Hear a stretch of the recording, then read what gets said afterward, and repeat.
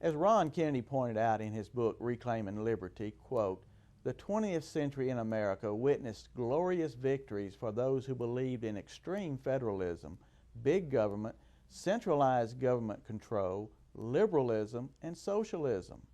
Conservatism, on the other hand, can look back with shame at one humiliating defeat after the other," end quote. At the beginning of the 20th century, the federal government enacted the income tax law.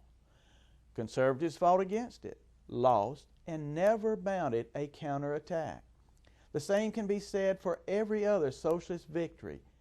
The passage of the Federal Reserve Act, all of FDR's socialist schemes, and all of Lyndon Baines Johnson's socialist war on poverty schemes.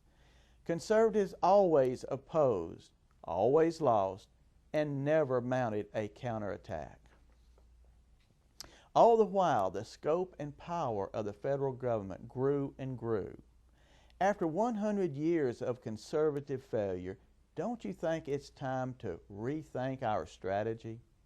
During the past 75 years, the Republican Party has been the conservative party in America, but it has never turned back the socialist schemes of the Democrat.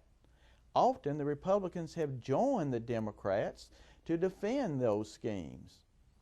Even under the most conservative president in this century, Ronald Reagan, only the speed at which the federal government grew was reduced. The overall size and power of government was never decreased.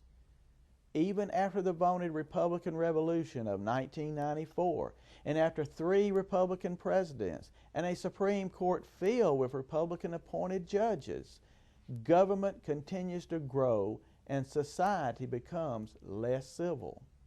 After all this, it should be obvious that we must change the Republican Party if we are ever to correct the malignant growth of the federal government.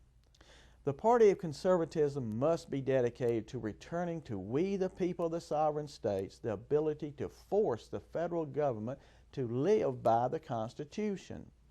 We must have real states' rights, or that little bit of liberty upon which we now barely subsist, that too shall be taken from us. I'm Walter D. Kennedy, and I approve this message.